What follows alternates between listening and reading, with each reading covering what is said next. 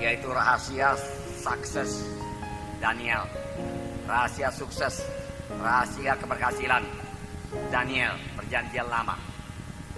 Walaupun topik firman Tuhan ini rahasia sukses Daniel atau rahasia keberhasilan Daniel yang luar biasa, namun masih dalam rangkuman topik firman Tuhan mengenai doa dan pekerjaan Roh Kudus dalam orang percaya. Jadi masih saudaraku melengkapi topik firman Tuhan mengenai doa dan pekerjaan Roh Kudus dan hidup anak-anak Tuhan. Amin saudara. Haleluya. Saya percaya firman Tuhan ini akan sangat memberkati saudara, karena kita akan beroleh teladan yang baik dan luar biasa dari Daniel. Dan kita melihat hidup Daniel yang sangat diberkati Tuhan. Daniel memulai hidupnya ya sebagai tawanan, ya, karena dia dibawa oleh Raja Nebukadnezar kepada kerajaan Babel yang gelap, yang kafir, yang penuh penyembahan berhala. Maksud daripada Nebukadnezar yaitu mendidik Daniel dengan ilmu kerajaan Babel, saudaraku, supaya bisa membantu dalam pemerintahan kerajaan Babel, saudaraku. Hanya sebagai pembantu saja, boleh jadi paling-paling lah saudara kalau sekarang jadi bupati. Nah demikian. Dan mereka yang dibawa Nebukadnezar ini adalah orang-orang pilihan, tidak bercacat celah, dan orang-orang keturunan bangsawan. Di antaranya terdapat Daniel, Sadrak, Mesa, dan Abednego. Nyatanya Daniel, saudaraku, dikaruniai Tuhan, saudaraku, hikmat yang luar biasa, pengetahuan yang luar biasa, pengertian-pengertian rohani yang dalam, sehingga dia bisa menafsirkan mimpi dan penglihatan-penglihatan. Sehingga Raja Nebukadnezar, lalu kemudian Raja Belsasar, kemudian Raja Darius tetap memberikan kedudukan yang paling tinggi kepada Daniel, karena saudaraku dia seorang tokoh yang sangat dibutuhkan dalam pemerintahan kerajaan kafir ini yang tidak mengenal Tuhan, saudara. Nah saudaraku, jadi karirnya dimulai daripada dibawalah, ditawan, lalu dibawa ke Babel, saudaraku, untuk diajari ilmu Babel, tak ilmu pemerintahan, tak ilmu perang, supaya dia membantu Raja Nebukadnezar. Tujuan Nebukadnezar sebagai pembantu, tetapi nyatanya Daniel menduduki kedudukan yang paling tinggi. Hanya rajalah yang di atasnya. Kalau sekarang disebut dia Perdana Menteri, dan Daniel lah sebenarnya menjalankan pemerintahan. Raja hanya meneguhkan saja. Jadi Daniel memiliki tanggung jawab yang besar. Pekerjaannya cukup sibuk, bahkan sangat sibuk, saudara. Inilah dia Daniel yang mulai dari bawah, saudaraku, sampai saudaraku dan jenjang yang paling tinggi, saudaraku, dalam dunia ini, saudaraku, memerintah kerajaan dunia. Karena Babel adalah kerajaan dunia. Kemudian Belsasar menggantikannya masih kerajaan dunia. Kemudian Darius mengalahkan kerajaan Babel. Darius juga memerintah. Kerajaan Darius, kerajaan Media Persia, adalah kerajaan yang besar, mencakup seluruh dunia, saudaraku. Nah saudaraku yang kasih, dan Daniel, saudaraku, menjadi Perdana Menteri sampai pada saat dia umur panjang 80 tahun masih sebagai Perdana Menteri, memiliki pengetahuan dan kepandaian yang melebihi semua pemuda-pemuda lain. Bahkan dalam setiap kebijaksanaan yang ditanyakan Raja Nebukadnezar, Daniel didapati 10 kali lebih cerdas daripada semua ahli jampi dan anak-anak muda yang lain dalam kerajaan Babel tersebut, saudara. Terlebih-lebih kepada Daniel dikaruniakan kesanggupan untuk mengartikan mimpi-mimpi dan penglihatan, sehingga Daniel menjadi tokoh yang sangat dibutuhkan Nebukadnezar dalam kerajaan Babel. Semua ini adalah karena anugerah dan pertolongan Tuhan kepada Daniel, melebihi kesanggupan manusia. Itulah berkat Tuhan, diberikan Tuhan kepada Daniel. Mengapa diberikan Tuhan kepada Daniel, saudaraku? Sehingga Daniel mencapai sukses yang sangat luar biasa, keberhasilan yang luar biasa. Tidak ada kurang pada Daniel, bahkan tidak ada cacat dalam hidup Daniel, saudaraku. Tidak ada. Dia tidak pernah mundur daripada jalan Tuhan, tidak pernah, saudaraku. Tidak pernah mengeluh, saudaraku. Bahkan ketika 120 orang pembesar yang lain dalam kerajaan Darius mencoba mendakwa Daniel untuk kesalahannya, satu kesalahan pun tidak dapat mereka. Karena Daniel hidup tulus, hidup setia kepada raja dan menjalankan segala hukum-hukum kerajaan Media Persia. Tentu saja berkat-berkat materi yang diterima Daniel juga sangat berkelimpahan. Daniel menjadi orang yang sangat dihormati dalam kerajaan Babel, dalam kerajaan Media Persia. Orang takut kepada dia, segan kepada dia, karena kedudukannya yang begitu tinggi. Tidak sembarang orang bisa bertemu dengan Daniel, karena dia Perdana Menteri. Saudaraku yang kasih dalam nama Yesus, bagaimanakah jalannya dia mencapai sukses yang luar biasa, kedudukan yang luar biasa tersebut? Biarlah kita pelajari, karena Tuhan Yesus tidak berubah. Apa yang dia berikannya kepada anak-anaknya yang setia kepadanya, yang hidup kudus pada zaman dahulu, Tuhan akan memberikannya juga, mengenapkannya bagi anak-anaknya yang juga hidup menyangkal diri kudus dan hidup setia kepada Tuhan, dan menolak semua dosa dan pencobaan-pencobaan. Saudaraku yang kasih dalam nama Yesus, biar kita juga memiliki gaya hidup Daniel. Pertama, gaya hidupnya Daniel dan kawan-kawannya memutuskan untuk hidup menyangkal diri. Daniel dan kawan-kawannya memutuskan untuk hidup menyangkal diri. Mereka dibawa kepada kerajaan Babel, kerajaan kafir, kerajaan gelap. Saudaraku, di mana banyak berlajak-lajak, tabiat daging, duniawi ada di situ semua, saudaraku. Dan mereka diberikan kesempatan oleh Raja Nebukadnezar untuk menikmati segala sesuatu yang lezat, termasuk minuman-minuman keras, alkohol yang bisa menyebabkan mereka mabuk dan membuat pikiran mereka menjadi tumpul. Namun mereka menetapkan hati untuk tidak hidup menurut gaya hidup kerajaan Babel. Mereka tetap hidup menurut gaya hidup anak-anak Tuhan. Amin. Saya bacakan Daniel pasal 1, buka kitab saudara. Daniel pasal 1 ayat 8 sampai 15. 8 sampai 15. Daniel, saudaraku, berkata-kata dengan baik kepada pengawal makanan, pengatur makanan. Dia tidak konfrontasi, saudaraku. Dia tidak keras, saudaraku. Oleh sebab itu Tuhan menyertai dia dan memberikan keluasan hati kepada Daniel. Mari kita baca bersama-sama Daniel pasal 1 ayat 8 sampai 15. 1, 2, 3. Daniel berketetapan untuk tidak menajiskan dirinya dengan santapan raja dan dengan anggur yang biasa diminum raja. Dimintanyalah kepada pemimpin pegawai istana itu supaya ia tidak usah menajiskan dirinya. Maka Allah mengaruniakan kepada Daniel kasih dan sayang dari pemimpin pegawai istana itu. Tetapi berkatalah pemimpin pegawai istana itu kepada Daniel, "Aku takut kalau Tuanku Raja telah menetapkan makanan dan minumanmu, berpendapat bahwa kamu kelihatan kurang sehat daripada orang muda yang lain yang sebaya dengan kamu, hingga karena kamu aku dianggap bersalah oleh raja."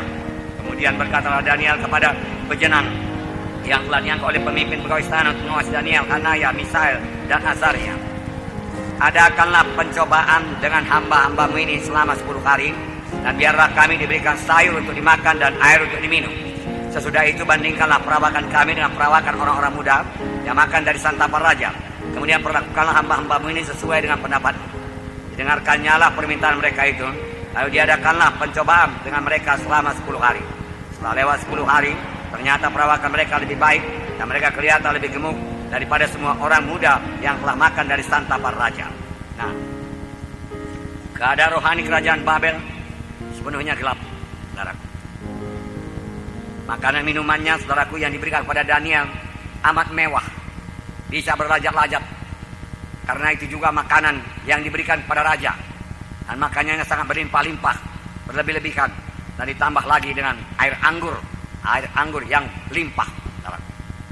Melihat itu semua, saudaraku, Daniel menetapkan hati untuk tidak makan makanan seperti itu,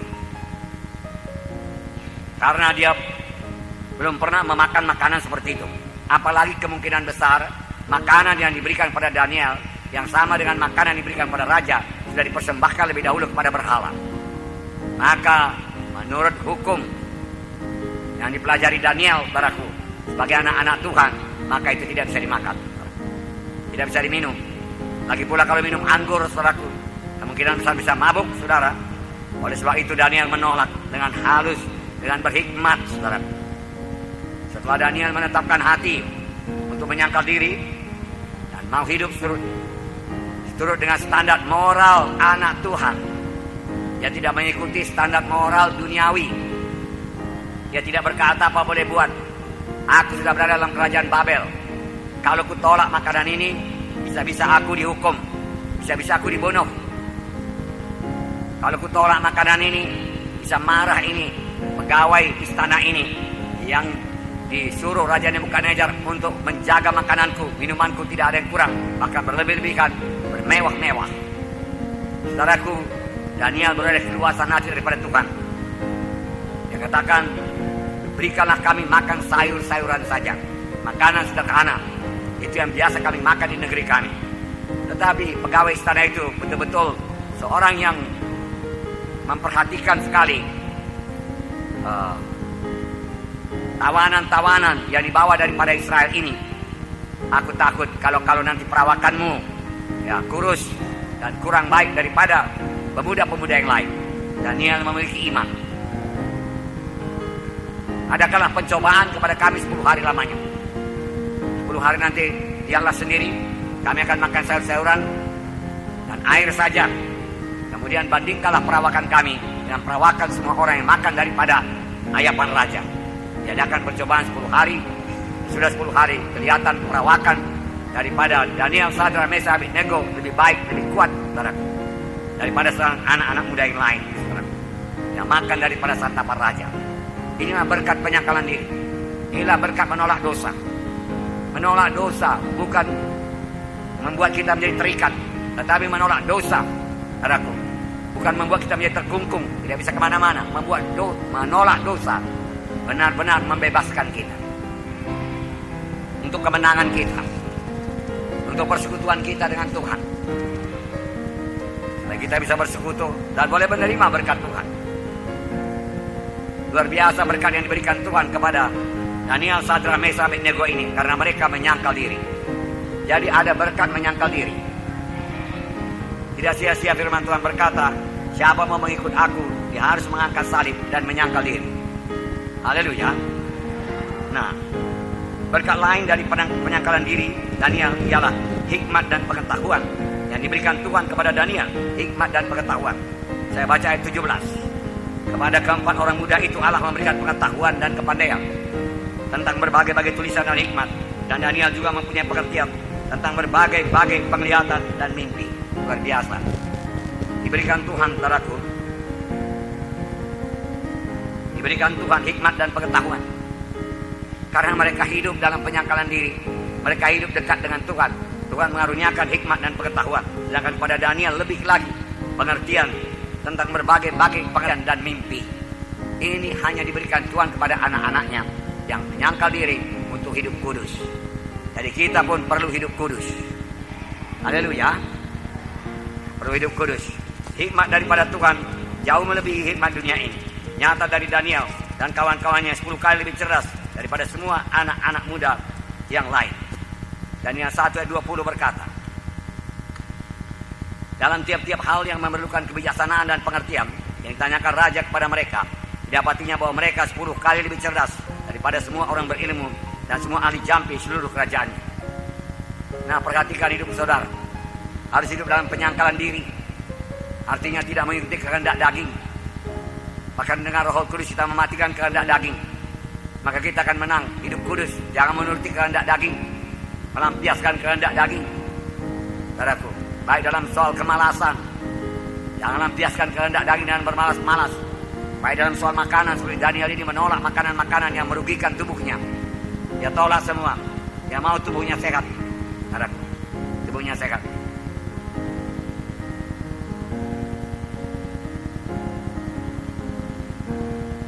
Untuk tubuh yang sehat diperlukan penyangkalan diri, amin. Dan nyatanya Daniel, saudaraku, lebih sehat pada waktu dia hanya makan sayur-sayuran saja, saudaraku. Karena segala daging ataupun ikan ataupun bahan makanan yang lain, saudaraku yang kekasih dalam nama Yesus tidak dipersembahkan pada berhala. Nah, saudaraku yang kekasih dalam nama Yesus,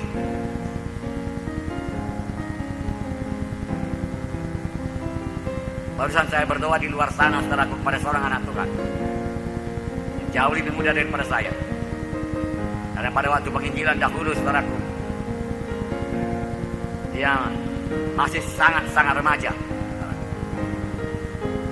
Kenapa dia datang ke Medan? Dia berobat ke dokter spesialis penyakit jantung dan juga darah tinggi. Saya melihat tubuhnya gemuk sedikit, lebih gemuk daripada biasanya, makanya saya tidak kenal dia. Kali-kali dia katakan, masa abang tidak kenal? Dia katakan, dia masih memanggil abang kepada saya, saudaraku. Nah, saudaraku yang kasih dalam nama Yesus, lalu dia kasih tahu namanya, saudaraku. Lalu saya ingat, itulah kampung, saudaraku, Nambu Tembisan. Nah, sekarang dia ada di Bahorok. Saudaraku yang kasih dalam nama Yesus, dia katakan kepadanya, tolong jaga makanan kau. Kalau sudah darah tinggi begini, jangan makan garam, jangan makan daging, sangkal diri, jangan makan ikan. Katakan, makan sayur saja dan nasi. Itu beberapa waktu lamanya, pasti turun itu tensi, saya katakan. Jantung mulai fungsi dan baik. Tapi yang terlebih penting, hubungan kau dengan Tuhan. Hubungan dengan Tuhan pulihkan lebih dahulu. Mana yang melenceng menyimpan selama ini, luruskan dulu, bertobat, maka Tuhan akan menyembuhkan. Saya katakan kepadanya, saya doakan saudaraku, dan dia menangis, saudaraku, dan dia mau pulang, saudaraku, karena rumahnya jauh, saudaraku. Nah, saudaraku yang kasih dalam nama Yesus, penyangkalan diri, saudaraku. Bukannya saya mengajak saudara vegetarian, saya pun tidak vegetarian, saudaraku. Tapi mana yang salah dengan pola makan kita? Semua kita bisa memperbaikinya, amin. Ya. Kalau memang terlalu banyak makan, terlalu congok, ya kurangilah, saudara. Haleluya. Ya. Saya bisa bicara terus terang kepada saudara. Ya. Karena saudara anak-anak iman saya. Saya pun berjuang juga, saudaraku. Saya rasa saya pun sekarang sudah kelebihan berat badan. Diturunkan juga ini, saudara. Amin, saudara. Ya. Dan itu dengan penyangkalan diri pasti berhasil. Haleluya. Ya. Nanti bulan muka saudara lihat saya ramping. Haleluya. Ya. Puji Tuhan. Dan berkat penyangkalan diri yang terima Daniel luar biasa, saudara. Pada akhir zaman ini juga harus kita terapkan lah penyangkalan diri ini. Saya bacakan kepada saudara. Yesaya 52:11. Menjauhlah, keluarlah dari sana. Janganlah engkau kena kepada yang najis. Keluarlah dari tengah-tengahnya. Sucikanlah dirimu, hai orang-orang yang mengangkat perkakas rumah Tuhan. Hai orang-orang yang mengangkat perkakas rumah Tuhan. Pada dahulu, saudaraku, perkakas rumah Tuhan itu perlu dibersihkan, perlu diangkat. Kalau pindah dari satu tempat ke tempat yang lain, maka orang-orang yang mengangkat itu tidak bisa menjamah sesuatu yang najis. Tidak bisa, saudaraku, mengikuti acara-acara yang gelap, saudara. Tidak bisa sama sekali. Menjauhlah, Tuhan berkata. Keluar dari sana. Jangan kau kena kepada yang najis. Sucikan dirimu. Ya, sekarang tidak ada perkakasan baik Allah, tapi semua kita adalah pelayan-pelayan Tuhan dalam rumah Tuhan. Amin. Maka kita juga harus menyucikan diri kita, terutama dari jangan terlibat dengan adat-adat acara-acara kegelapan. Amin. 1 Korintus 5:11. 1 Korintus 5:11. Tetapi yang kutuliskan kepadamu ialah supaya kamu jangan bergaul dengan orang yang sekalipun menyebut dirinya saudara adalah orang cabul, kikir, menyembah berhala, pemfitnah, pemabuk atau penipu. Janganlah dengan orang yang demikian, janganlah kamu sekali-sekali makan bersama-sama. Saudaraku, tentu saja saudara bisa bertemu dengan dia untuk, saudaraku, menenangkan jalan Tuhan kepadanya. Saudaraku, apalagi sekarang hukum kita adalah hukum roh. Kita bisa bersaksi kepadanya. Tapi bukan, saudaraku, berintim-intiman dengan dia, saudaraku. Saudaraku, karena dia masih menyembah berhala, saudaraku, dan belum lahir baru, saudaraku. Pemabuk, menipu, saudaraku. Firman Tuhan berkata, jangan kamu merupakan pasangan yang tidak seimbang dengan orang-orang yang tidak percaya. Persamaan apakah terdapat antara kebenaran dan kedurhakaan? Bagaimanakah terang dapat bersatu dengan gelap? Tidak bisa. Jadi soal kegelapan saya percaya semua kita sudah menang. Amin. Soal ajimat berhala dukun-dukun semua sudah menang. Amin. Janganlah kita terlibat di dalamnya. Mohon darah Yesus. Maka darah perlindungan darah Yesus yang saudara miliki tidak bisa ditembus oleh kuasa kegelapan manapun juga. Kami telah mempraktekannya puluhan tahun, saudara. Saudaraku, tidak ada setan yang bisa menembus kuasa darah Yesus. Ya, dia akan menyingkir kalau kita bersalut, kalau kita ditulungi oleh darah Yesus. Amin. Penyangkalan diri yang lain yaitu Jangan menjadi cara berpakaian saudara, jangan menjadi serupa dengan cara berpikir dunia ini. Saudara. Kita memiliki cara berpikir yang menang, cara bicara, saudaraku. Dunia ini lain dari cara bicara anak-anak Tuhan. Cara bicara anak-anak Tuhan memberi berkat bagi orang lain. Cara bicara orang dunia ini adalah kesombongan, merendahkan orang lain. Saudara, sistem dunia ini jahat. Ada sistem dunia. Kita masih hidup di dunia ini, tapi kita tidak hidup menurut sistem dunia. Kita hidup menurut sistem gaya hidup anak-anak Tuhan. Untuk itu kita perlu menyangkal diri. Saya bacakan Roma 12 ayat 1 dan 2. Buka Alkitab saudara, kita baca bersama-sama. Sini dikatakan, persembahkan dirimu. Kemudian jangan menjadi serupa dengan orang dunia ini. Tidak bisa serupa. Amin saudaraku. Mari kita baca Roma 12 1 dan 2.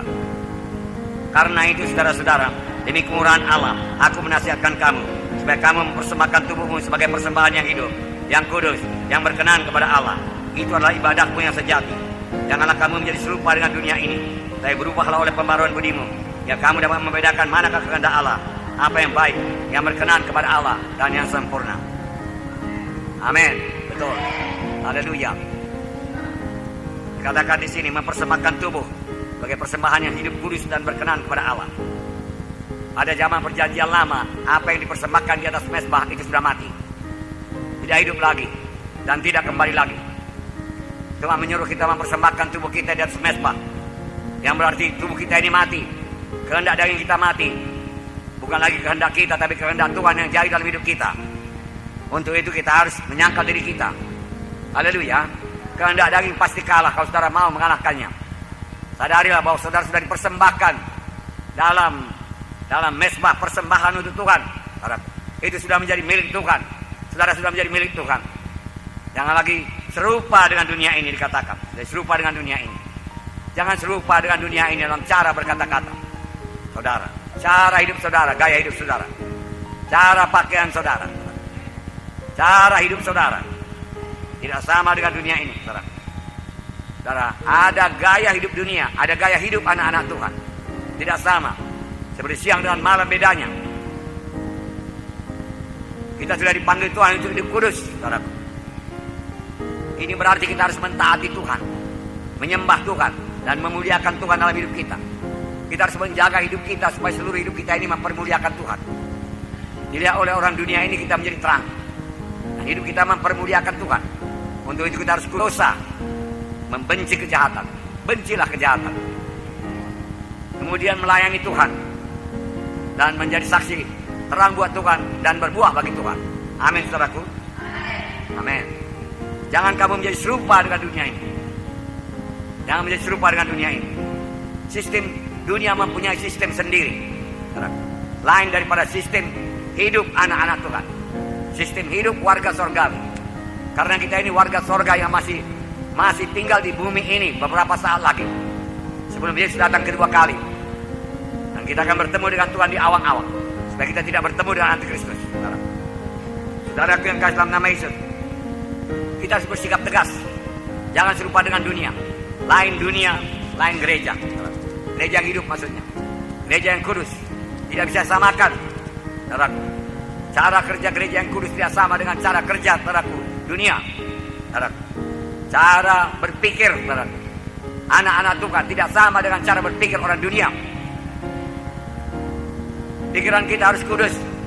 Barang apa yang indah, barang apa yang mulia, yang kudus, yang sesuai dengan kehendak Tuhan, itulah kita pikirkan.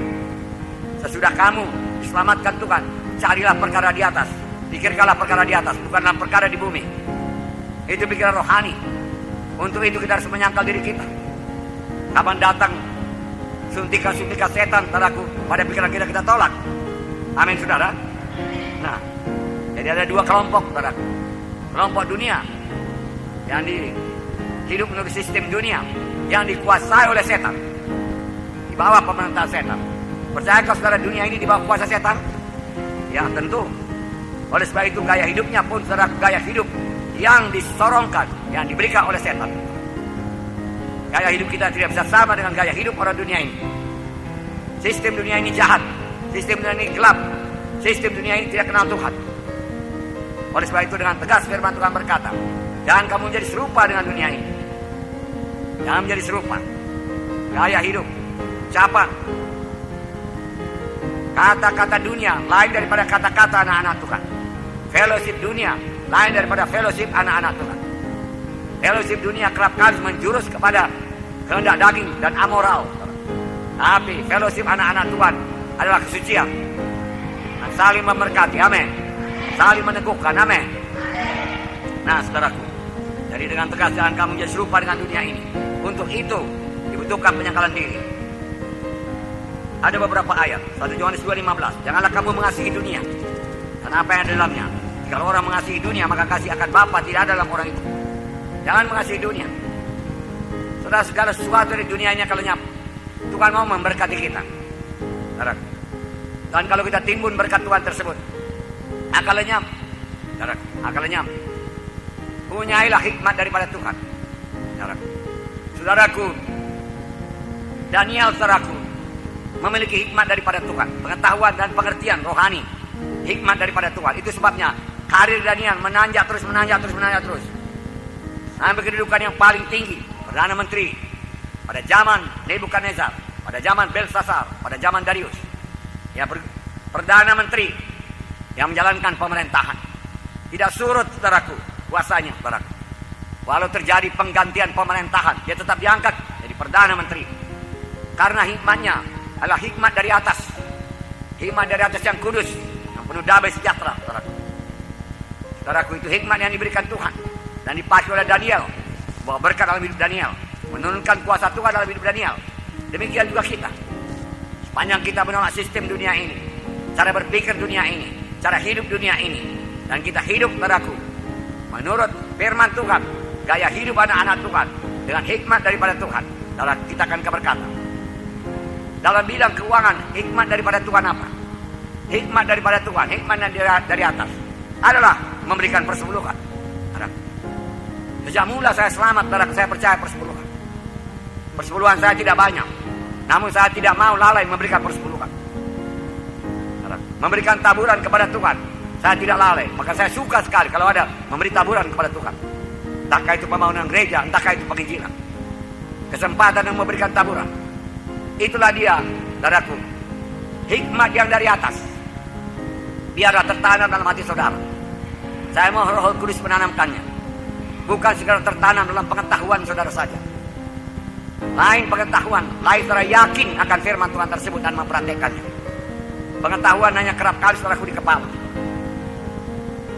Ada waktu orang tua saya memberikan pada saya satu sepeda motor Honda yang bisa ngebut, saudaraku. Dia berkata, jangan mengebut anakku, bahaya, nanti kau tabrakan. Nyawa tantangannya, dia katakan. Oh iya, saya sudah tahu Pak, saya katakan. Tahu memang saya, bahwasanya mengebut itu bahaya. Bisa mencelakakan diri sendiri, bisa mencelakakan orang lain. Tahu saya. Tetapi saya mengebut juga. Mengebut juga, apalagi ada tantangan-tantangan dari orang lain. Oh, saya terima saja. Karena siapku saya masih besar, belum ditanamkan. Sampai pada satu saat saya tabrakan, yang hampir merenggut nyawa saya. Lalu saya yakin, memang mengebut itu bahaya. Mulanya hanya pengetahuan saja, tetapi saya mempraktekannya juga.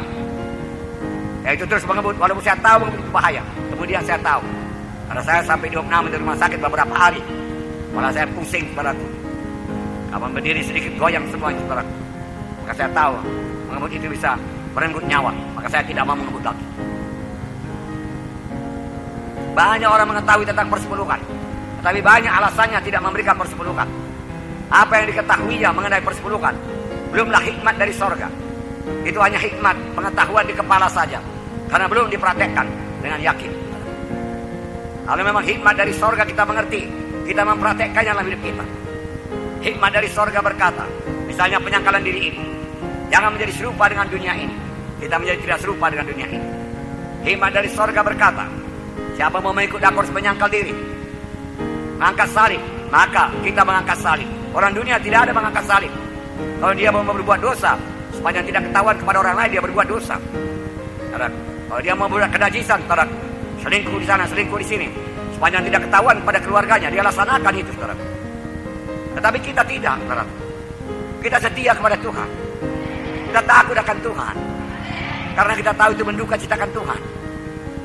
Tuhan cinta kepada kita. Sangat cinta, saya katakan kepada saudara. Lain kali saya bacakan kepada saudara mengenai Efraim. Satu suku bangsa Israel, Efraim, yang menyimpang daripada jalan Tuhan. Dinasehati Tuhan tidak mau, tetap berbuat dosa. Tuhan menangis, tertulis, saudaraku, dalam Alkitab. Hai Efraim, Efraim, dia katakan. Aku menangisi engkau, dia katakan. Bagaimana aku bisa melepaskan engkau? Engkau adalah satu suku pilihan. Aku tidak bisa melepaskan engkau. Aku mengasihi engkau.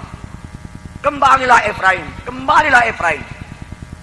Tuhan berkata, itulah kasih Tuhan. Dia tidak mau Efraim hilang, karena satu suku bangsa. Demikian juga Tuhan tidak mau saudara hilang.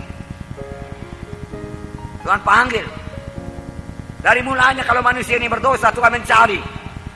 Adam, Hawa, di manakah engkau? Lebih berat kepada Tuhan.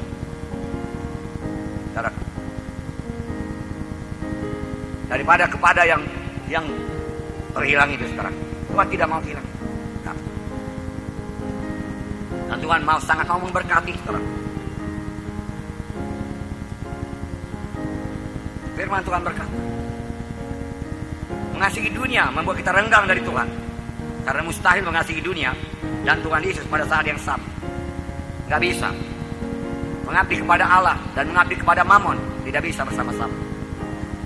Matius 6 ayat 24 saya bacakan. Tak seorang pun dapat mengabdi kepada dua Tuhan. Karena jika demikian dia akan membenci yang seorang dan mengasihi yang lain. Dan ia akan setia kepada yang seorang dan tidak mengindahkan yang lain. Kamu tidak dapat mengabdi kepada Allah dan kepada Mammon. Gak bisa.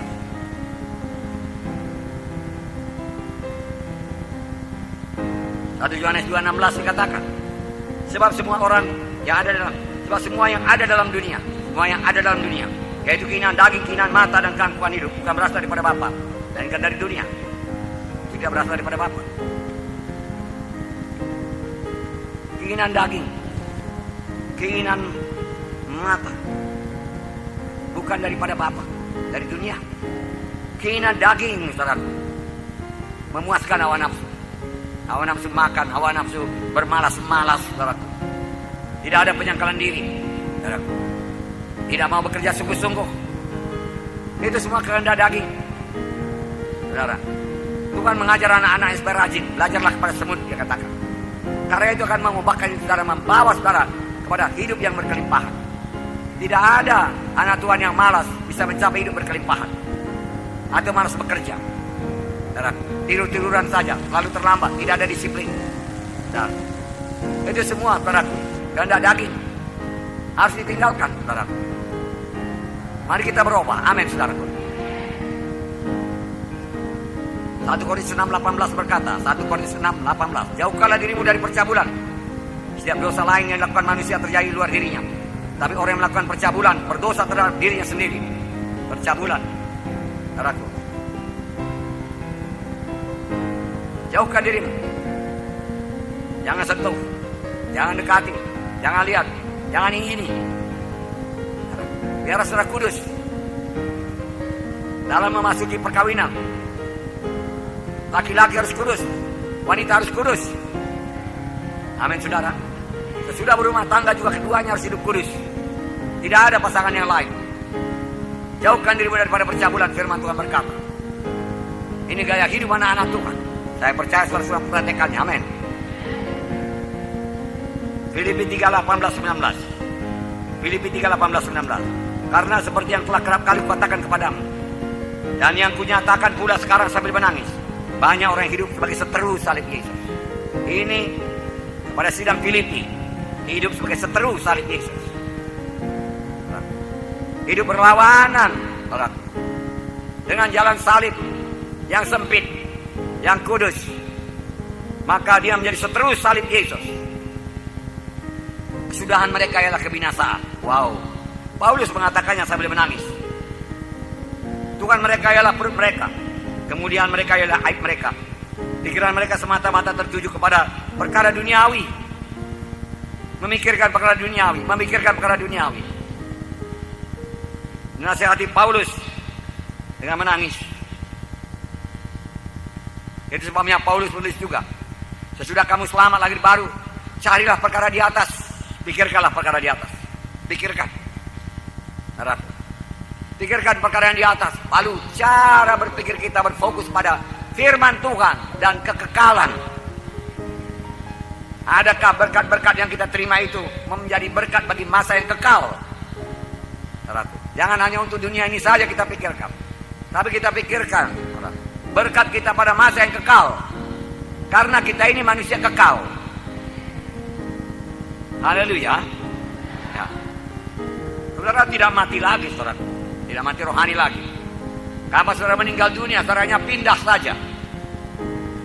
Dibawa Allah besertanya ke langit yang ketiga. Kalau ada langit ketiga, ada langit kedua. Kalau ada langit kedua, ada langit ke satu.